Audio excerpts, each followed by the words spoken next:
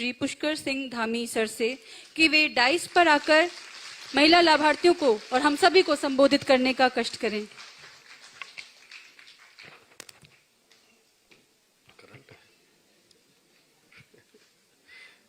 भारत माता की, भारत माता की, मातृशक्ति की, मातृशक्ति की।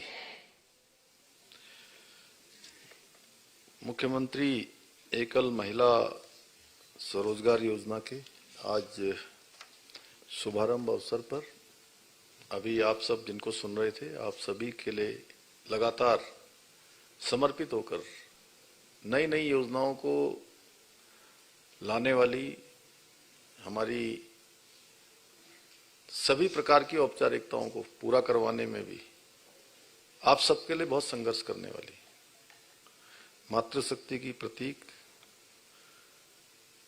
महिला बाल विकास, महिला सशक्तिकरण एवं अनेक विभागों की मंत्री आदरणीय रेखा जी और मंच पर उपस्थित सचिव श्री चंद्रेश जी, बंसीलाल जी और सभी अधिकारीगण बाल विकास विभाग के और सभी जनपदों से आई हुई सभी हमारी मातृशक्ति, हमारी बहनें, मैं सबसे पहले तो आज के इस विशिष्ट कार्यक्रम में आप सब प्रदेश के कोने कोनों से यहाँ पधारे हैं, मुख्य सेवक सदन में आप सब पहुंचे हैं।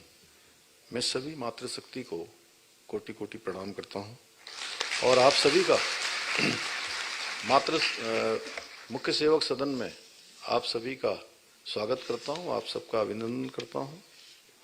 और अभी जैसा रेखा जी ने बहुत विस्तार से बताया कि सच में आज का दिन बहुत ही ऐतिहासिक दिन है हमारे लिए, जहां हम मातृशक्ति के सशक्तिकरण के लिए, उनके सम्मान के लिए, उनको आगे आने के लिए हम सब मिलकर एक नए युग का सूत्रपात करने जा रहे हैं।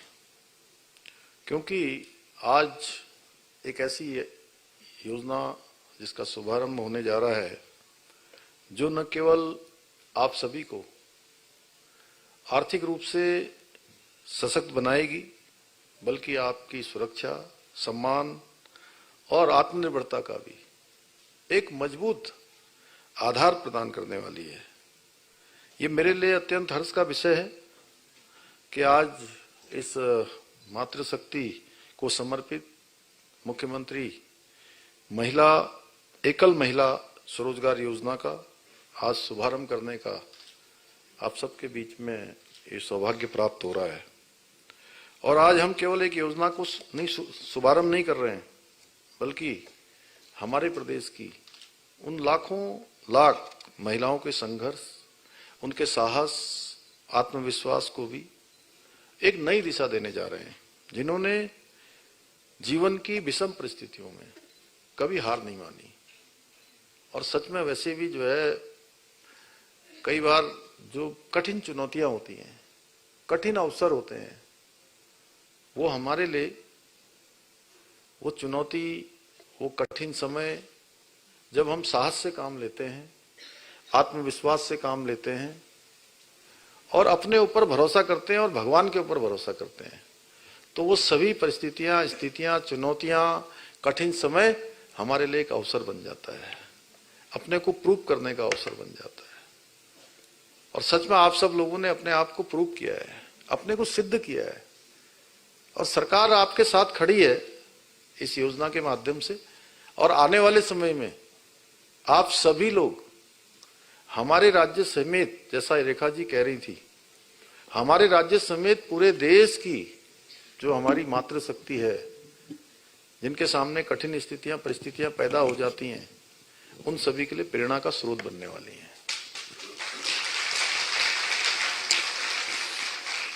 और हमारे शास्त्रों में कहा गया है कि शिव भी तभी समर्थ हैं जब वो शक्ति से युक्त हों, क्योंकि शक्ति के बिना कोई भी सर्जन, कोई भी सामर्थ्य संभव नहीं है। इसलिए नारी शक्ति के सामर्थ्य के बिना कोई राष्ट्र और कोई समाज वास्तविक उन्नति की कल्पना उससे करना संभव नहीं है जब तक कि हमारी मातृशक्ति हर दृष्टि से मजबूत न हो, आत्मनिर्भर न हो, उनका सशक्तिकरण न हो। इसलिए नारी शक्ति के सामर्थ्य के बिना ये संभव नहीं है, क्योंकि जब एक महिला सशक्त होती है, मजबूत होती है, तो न केवल अपने परिवार को और समाज को सशक्त बनाती है, संवारती है, बल्कि देश और समाज की उन्नति में भी बहुत महत्वपूर्ण योगदान देती है। जहां स्वयं आगे बढ़ती है, वहीं दूसरों को भी आगे बढ़ाने का काम करती है।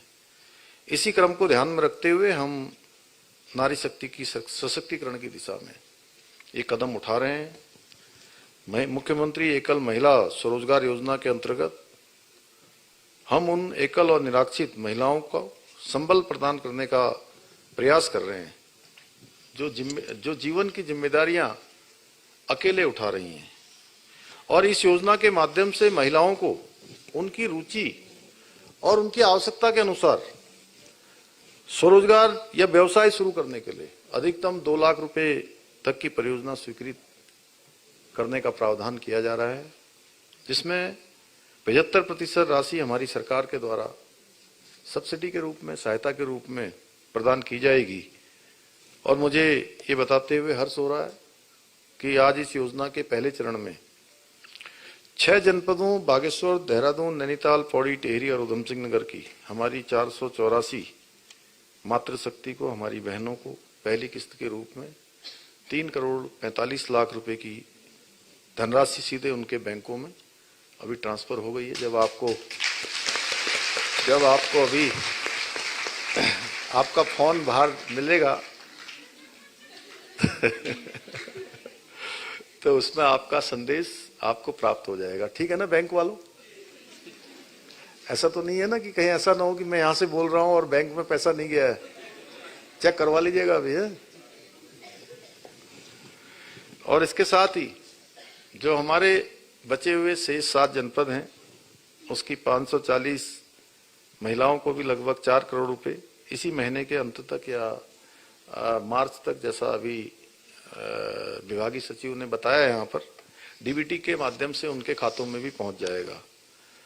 और इस योजना में जो प्रावधान किया गया है, हमने जो विधवा हैं, परित्यक्ता हैं, तलाकशुदा हैं या किसी भी कारण से अकेले जीवन जीने को या भार उठाने के लिए मजबूर हैं, उनको ही नहीं बल्कि उसके अतिरिक्त जो एसिडिक किसी आपराधिक घटना की पीड़ित बेटियों के साथ ट्रांसजेस्टर को भी उसमें शामिल किया गया है। मेरा मानना है कि ऐसी महिलाएं सहानुभूति की नहीं बल्कि अदम्य साहस की जीवंत मिसाल होती है। हम उनके साथ खड़े होकर उनके कदम से कदम मिलाने का काम कर रहे हैं, उनके साहस को और बल देने का काम कर रहे हैं। मुझे पूरा विश्वास है कि ये योजना हमारे प्रदेश की मातृशक्ति को न केवल आगे बढ़ने का अवसर देंगी, आर्थिक रूप से न केवल सशक्त बनाएंगी, बल्कि हर दृष्टि से अपने अधिकारों और सम्मान की रक्षा के लिए भी उनके अंदर और आत्मबल पैदा करेंगी, उनको हर दृष्टि से साहस प्रदान करेंगी। हमारी सरकार का यह भी मानना है कि नारी केवल परिवार की धुरी नहीं है, बल्कि वे समाज की और राष्ट्र की आत्मा है। नारी शक्ति का अर्थ केवल करुणा और ममता तक सीमित नहीं है, बल्कि उनमें साहस है, नेतृत्व और समाज में परिवर्तन करने की अपार क्षमता है, अपार संभावनाएं उनके अंदर है। इतिहास साक्षी है, जब भी समाज किसी कठिन मोड़ पर खड़ा हुआ है, नारी ने अपने साहस से और अपने संकल्प से आगे बढ़कर समाज का नेतृत्व किया है। यानी कि जहां पर भी समाज को, राष्ट्र को उनकी आवश्यकता पड़ी है, वो हर समय वो आगे बढ़ी है। और मैं सच बताऊं तो मैं अभी इसी महीने लगभग 10 दिन पहले कोटद्वार गया था। वैसे तो मैं किसी भी कार्यक्रम में जाता हूं और अपनी बहनों को देखता हूं तो मेरे अंदर मेरा भी आत्मविश्वास बढ़ जाता है, मेरी भी ऊर्जा बढ़ जाती है। वो इसलिए कि मैं पूरे प्रदेश के अंदर हमारी बहनों के द्वारा जितने कार्यक्रम होते हैं या जो कार्यक्रम हमारे सरकारी हों गैर सरकारी हों, उन कार्यक्रमों में जब मैं प्रतिभाग करता हूं तो मैं देखता हूं कि एक तो हमारी जो महिलाएं हैं उनके जीवन में कितनी कठिनाइयां हैं, और सुदूरवर्ती क्षेत्रों में हो या इन क्षेत्रों में भी हर जगह अपनी चुनौतियां हैं, परेशानियां हैं, कठिनाइयां हैं, लेकिन उसके बावजूद भी उनके द्वारा जितने उत्पाद बनाए जा रहे हैं, जितनी प्रदर्शनी लगाई गई, जितने स्टॉल लगाए गए, उनमें इतने शानदार उनके उत्पाद हैं, उनके द्वारा बनाए गए सामान हैं कि सच में उनको देख के मन प्रसन्न हो जाता है। और उससे ज्यादा प्रसन्नता तब होती है जब समूह की बहनें कहती हैं कि हम आपको धन्यवाद भी कर रहे हैं कि आपने जो है हमको हर जगह आगे बढ़ने के लिए काम किया है। मैं कहता हूं नहीं, अभी इतने से काम नहीं चलेगा। मैं चाहता हूं कि हमारी बहनें जो अभी 1,68,000 करीब लखपति दीदी बनी है, एक एक घर की हर एक हमारी बहन जब लखपति दीदी बन जाएगी तब हमें संतोष होगा। हम उसके लिए काम कर रहे हैं और ऊर्जा से भर देती है। अभी मैं समूह की बहनें मिली कोटद्वार में, जब उन्होंने मेरा बिल्कुल ऐसा हौसला बढ़ाया कि आपके कारण से हमको विपणन का भी अवसर मिल रहा है, हमको यहाँ स्टॉल लगाने का अवसर भी मिल रहा है, हमें अनेक जगह पर चाहे प्रगति मैदान हो, सरस मेले हो या अन्य कोई आयोजन हो, सब में हमको अवसर मिल रहा है। और आज हाउस ऑफ हिमालयाज ब्रांड हो या हमारी बहनों के द्वारा बनाए हुए अनेक उत्पाद हों, उनकी मांग आज देश दुनिया में बढ़ रही है। और कम साधनों में, कम संसाधनों में, परेशानियों के बाद भी इतनी अच्छी क्वालिटी, अच्छी गुणवत्ता उनकी, अच्छी पैकेजिंग, साफ सफाई, सच में वो हमारे केवल उन बहनों के समूह की नहीं बल्कि वो हमारे उत्तराखंड की भी पहचान बनती जा रही है कि ये उत्तराखंड का उत्पाद है। इस प्रकार से उनकी पहचान हो रही है। इसलिए अनेक क्षेत्रों में बहुत अच्छा काम आज हमारी बहनें कर रही हैं। और मैं तो कहता हूं कि प्रधानमंत्री जी के मुंह से निकले हुए शब्द जो बाबा केदार के धाम में निकले थे, वो सामान्य शब्द नहीं थे। उनके शब्द थे, ये दशक 21वीं सदी का तीसरा दशक उत्तराखंड का होगा। तो आज हर क्षेत्र में, देश के विभिन्न क्षेत्रों में जब हमारा नाम आता है, अच्छे कानून बनाना हो, महिला सशक्तिकरण की दिशा में समान नागरिक संहिता, सबके लिए एक समान कानून महिला सशक्तिकरण के लिए लागू करना हो, जिसमें महिलाओं की सुरक्षा भी है, महिलाओं का सशक्तिकरण भी है, बच्चों की भी सुरक्षा है, सबके लिए एक समान कानून है।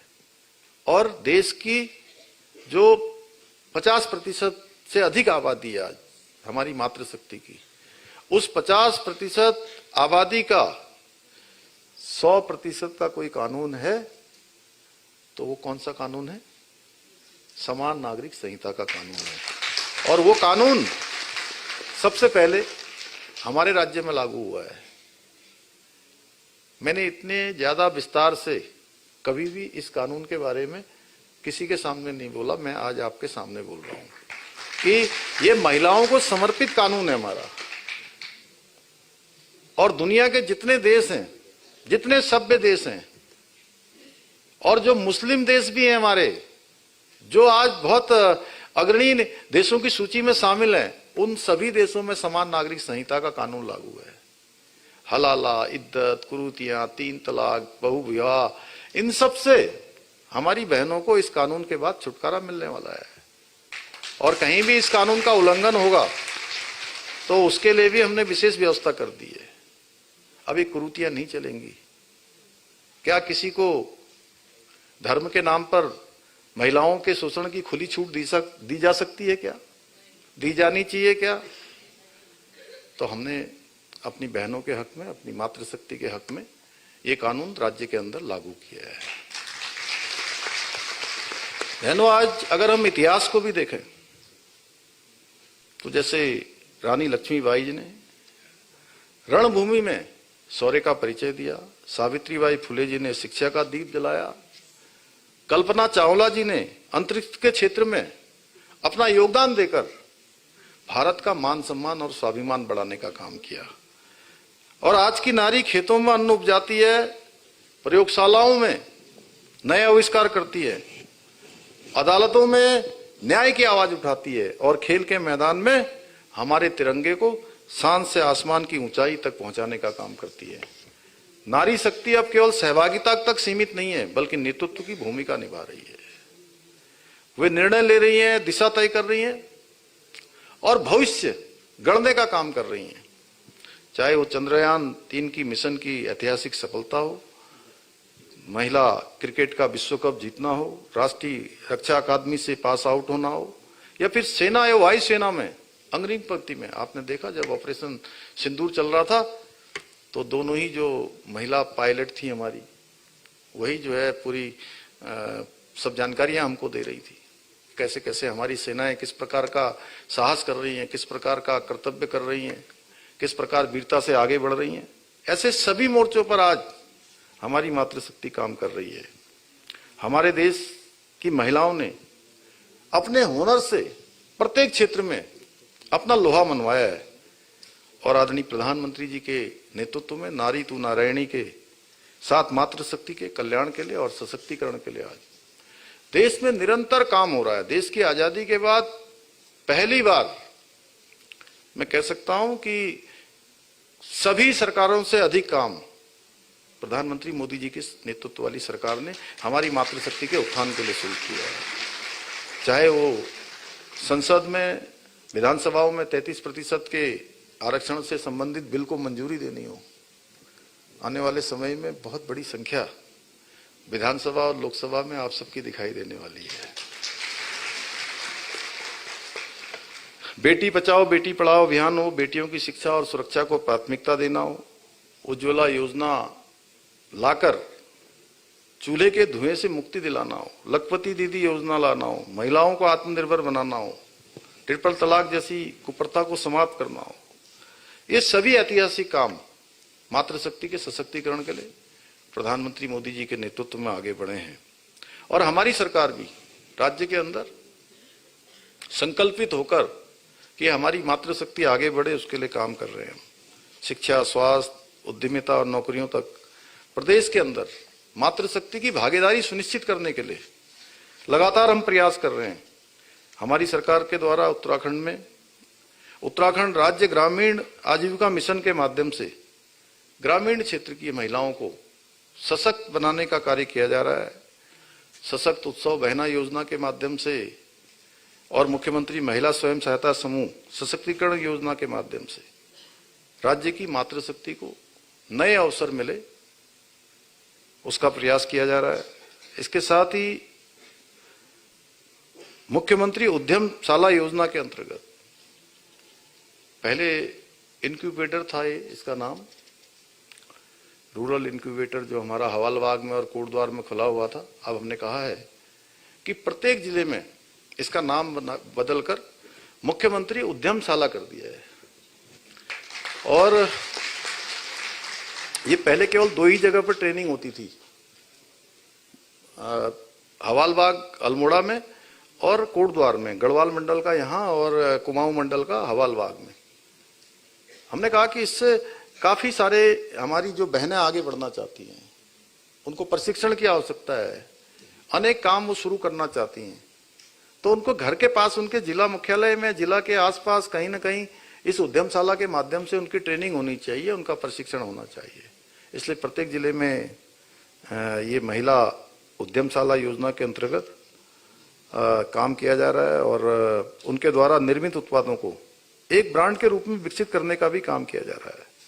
इतना ही नहीं, हम 15,000 से अधिक महिला उद्यमियों, स्वयं सहायता समूह और लखपति दीदियों को इसकी सुविधा प्रदान कर रहे हैं। महिला मुख्यमंत्री उद्यमशाला योजना के अंतर्गत लोकल फॉर वोकल हो उसके माध्यम से या लोकल टू ग्लोबल हमारे जो उत्पाद हैं आज उनको वैश्विक पहचान मिल रही है। हाउस ऑफ हिमालय ब्रांड आज हमारा एक देशव्यापी और मैं कहूं कि देश के बाहर भी हमारा एक प्रमुख ब्रांड बनता जा रहा है।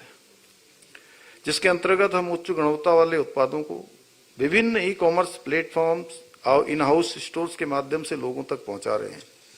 मुझे बताते हुए आप सबके बीच में अत्यंत प्रसन्नता हो रही है कि आज राज्य में लगभग 5 लाख महिलाएं और 70,000 से अधिक स्वयं सहायता समूह बनाकर अपना व्यवसाय कर रही हैं और वो केवल अपना ही रोजगार नहीं कर रही हैं, अपने स्वरोजगार के साथ साथ अन्य लोगों को भी स्वरोजगार से जोड़ने का काम कर रही हैं। और इतना ही नहीं, 7,000 से अधिक ग्राम संगठन, 5,000 से अधिक क्लस्टर संगठनों के माध्यम से राज्य की महिलाएं सामूहिक नेतृत्व की एक अद्वितीय मिसाल पेश कर रही हैं। और ये जो विद्या होती है, काम होता है, प्रशिक्षण होता है, ये एक ऐसी भगवान की दी हुई विद्या होती है कि इसको जितना दूसरों को भी बताया जाएगा, सिखाया जाएगा, शिक्षा दी जाएगी, प्रशिक्षण दिया जाएगा, वो उतना ही बढ़ता है। क्योंकि क्या कहते हैं कि जैसे पुस्तक में लिखी हुई विद्या, पुस्तक में लिखी हुई विद्या और दूसरे के हाथ में दिया हुआ धन, न तो जो है समय आने पर पुस्तक में लिखी हुई विद्या काम आती है, न ही वो धन काम आता है, हमारे शास्त्रों में कहा गया है। इसलिए विद्या का जितना प्रचार प्रसार हो, जितना लोगों को बढ़ाया जाए, उतना हमको देना चाहिए। मैं उन बहनों को भी नमन करता हूं जो स्वयं के साथ साथ अन्य लोगों को भी आज रोजगार से जोड़ रही हैं। प्रदेश की हमारी मातृशक्ति के द्वारा अनेक काम किए जा रहे हैं और हम भी राज्य के उत्पादों की प्रोसेसिंग, पैकेजिंग, बिक्री के लिए एक सशक्त इकोसिस्टम तैयार करने पर लगातार काम कर रहे हैं। सरकारी नौकरियों में हमारी बहनों का, मातृशक्ति का सशक्तिकरण हो, उनको हर अवसर मिले, इसके लिए हमने पहले ही 30% का आरक्षण सरकारी सेवाओं में लागू किया है। वहीं समान नागरिक संहिता हम लागू ही कर चुके हैं। इसके अतिरिक्त अनेक काम हम आगे बढ़ा रहे हैं। अभी मैं आज इस अवसर पर आप सभी से कहना चाहता हूं, कई बार बहुत सारे लोग तमाम प्रकार के फैब्रिकेटेड माहौल भी बनाते हैं, झूठी बातें, अफवाहें फैलाने का काम करते हैं। आप देख रहे होंगे कि आज से लगभग 3.5 साल पहले राज्य में एक दुखद घटना घटी थी। हमारी बेटी, हमारी बहन अंकिता भंडारी, बहुत पीड़ादायक घटना थी। उस घटना को आप सब लोग नजदीक से जानते हैं। अब घटना हुई और घटना की जैसे ही हमको जानकारी मिली, हमने तत्काल सारे जो भी उसके आरोपी थे, अपराधी थे, जो भी उस कृत्य में शामिल थे, उन सभी को तत्काल गिरफ्तार किया गया और 3 लोगों के नाम उसमें आए थे। तीनों को गिरफ्तार करके जेल भेजा गया। महिला आईपीएस अधिकारी, उनके नेतृत्व में एक SIT, special team, special investigation team बनाई गई और उस टीम ने लगातार कई महीनों तक काम किया। एक एक आदमी से पूछताछ करी, एक एक व्यक्ति से जो भी संबंधित था, और उसके बाद एक अखबार में भी निकाला, समाचार दिया कि अगर इस घटना से संबंधित किसी के पास भी कोई भी जानकारी है तो वो पुलिस को दे सकता है, एसआईटी टीम को दे सकता है।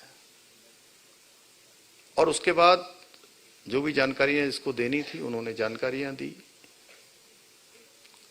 और 1000 पन्नों की पूरी जांच रिपोर्ट माननीय न्यायालय में लगाई गई। हाई कोर्ट, सुप्रीम कोर्ट और जिला कोर्ट, सारी की सारी कोर्टें उसमें इन्वॉल्व थी। और लगाने के बाद जब उसका फैसला आया तो फैसला को पता ही है, 3 जो उसमें संलिप्त जिन लोगों के नाम आए थे वो 3 के 3 आज जेल की सलाखों के पीछे हैं। उनको उम्र कैद की सजा हो गई। उसके बाद फिर से इन दोनों फिर से वो एक वीडियो क्लिप, ऑडियो क्लिप आपस में बात करते हुए 2 लोगों की एक ऑडियो क्लिप के आधार पर फिर से उसको जो है हवा दी गई कि भाई इसमें कोई शामिल है कोई नहीं है। तो हमने कहा कि नहीं, जब ये मामला आ गया है तो मैं उनके माता पिता से बात करूंगा, क्योंकि असली पीड़ित कोई है इस घटना में तो उनके माता पिता हैं। कुछ लोग केवल राजनीति करना चाहते हैं, जिनके पास कोई मुद्दा नहीं है, बार बार उस बेटी की आत्मा को झकझोरने का काम करते हैं। जब सरकार सब काम कर रही है, प्रशासन सब काम कर रहा है, फिर लेकिन उनके माता पिता को हमने बात करी, उनको मैंने यहाँ संदेश भिजवाया कि मैं आपसे बात करना चाहता हूँ। वो आए मेरे पास, मैंने कहा बताइए आप क्या चाहते हैं इसमें।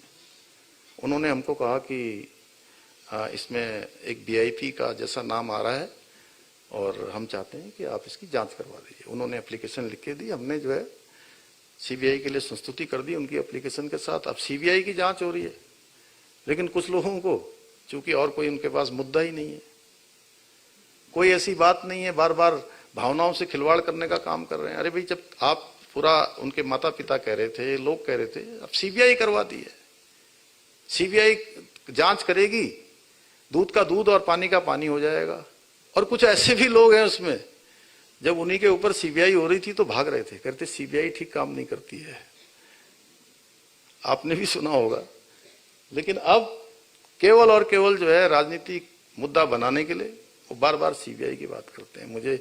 मैं इतना इसके बारे में भी कहीं नहीं बोला। मुझे लगा कि मेरी इतनी सारी बहनें एक साथ आई हैं, तो चूंकि एक बेटी से जुड़ा हुआ मामला है, एक बहन से जुड़ा हुआ मामला है, तो आप सबके सामने स्पष्ट होना चाहिए। हमारी मंशा बिल्कुल साफ है, हम किसी को कोई बचाना नहीं चाहते। हमने कहा किसी के पास कोई दस्तावेज हो, कोई सबूत हो, बताएं।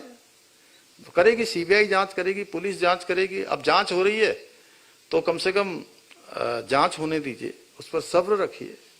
बार बार केवल एक ही मुद्दा लेकर आप लोग जो है इसलिए आते हैं कि आपको पता है कि आपको अन्य किसी मुद्दे पर कोई जन समर्थन नहीं मिलने वाला है, आप जनता के द्वारा नकार दिए गए हो, बार बार इसको करते हो। तो मैं इस अवसर पर आप सभी बहनों का बहुत आभारी हूं और आप सबको आश्वस्त करना चाहता हूं कि हमारी सरकार किसी भी मामले में किसी भी अपराधी को बचाने का काम नहीं करेगी, बिल्कुल पारदर्शिता के साथ काम करेगी, दूध का दूध करेगी, पानी का पानी करेगी। और मैं ये भी कहना चाहता हूं कि आपका ये भाई आपके अधिकारों और आपके सम्मान की रक्षा के लिए पूरी शक्ति के साथ, पूरी निष्ठा के साथ और समर्पण के साथ निरंतर काम हम करते रहेंगे। मुझे पूरा विश्वास है कि एकल मुख्यमंत्री महिला स्वरोजगार योजना के माध्यम से हमारी मातृशक्ति बहनें न केवल स्वयं को सशक्त और आत्मनिर्भर बनाएंगी, बल्कि उत्तराखंड को देश का अग्रणी राज्य बनाने के हमारे विकल्प रहित संकल्प को साकार करने में भी अपना महत्वपूर्ण योगदान देंगे। इसी विश्वास के साथ मैं आप सभी के उज्जवल भविष्य की कामना के साथ अपनी बात को समाप्त करता हूं। धन्यवाद।